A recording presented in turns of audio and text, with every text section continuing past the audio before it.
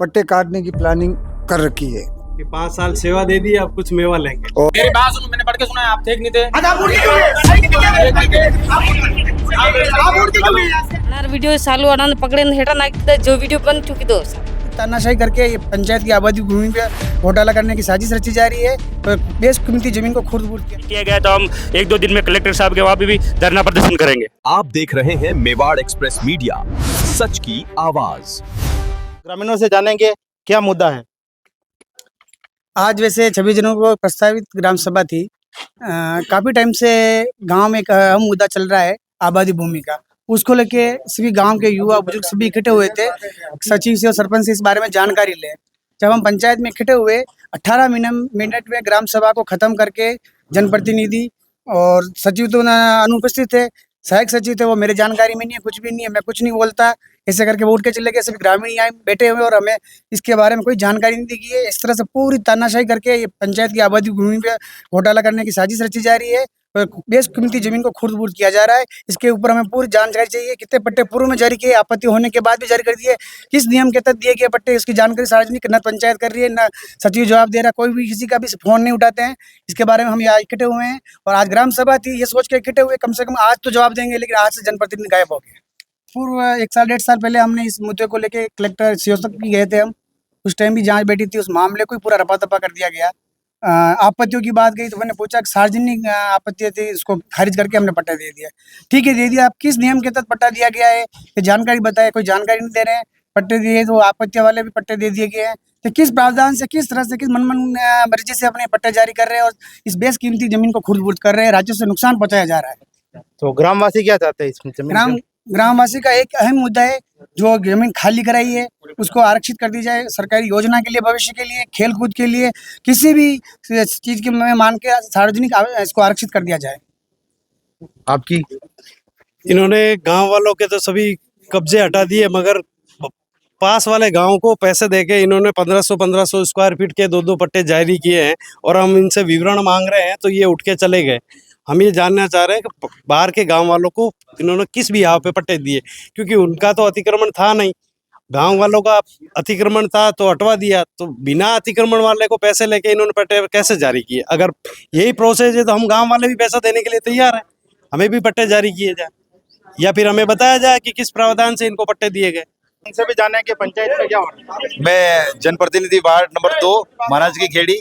अभी आज ग्राम सभा रखी गई थी, ग्राम सभा मात्र 20 मिनट चली, उसमें गांव से सभी ग्रामवासी पधारे, लेकिन ग्रामीणों जब पूछताछ की कि भाई पारा की जो आबादी में उसमें क्या किया जा रहा है, तो सचिव महोदय ने कोई जवाब नहीं दिया और सरपंच और दोनों उठ के चले गए और सभी ग्रामवासियों में रोष है।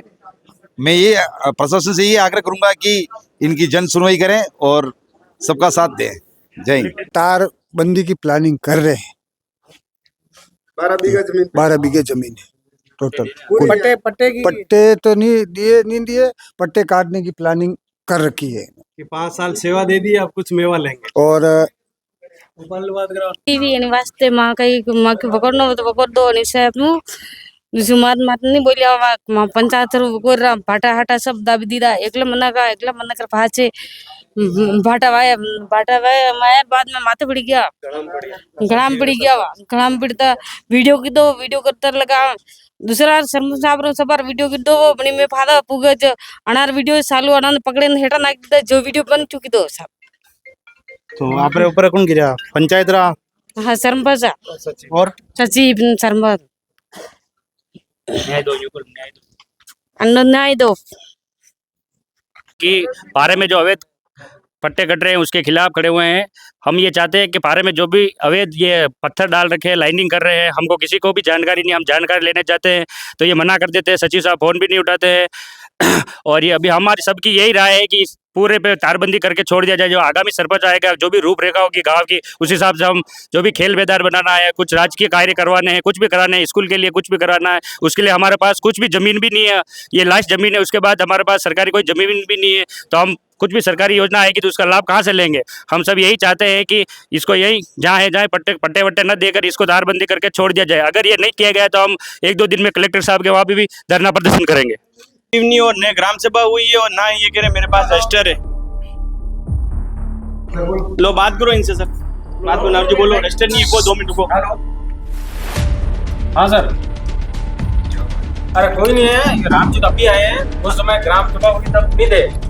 अभी आए हैं, अभी ये बात कर रहे हैं, बाकी ग्राम सभा हुई थी तब नहीं थे। अरे ग्राम सभा कितनी देर चली? आप नहीं थे क्या? आप देख नहीं थे? मेरी बात सुनो, मैंने पढ़ के सुना है, आप देख नहीं थे।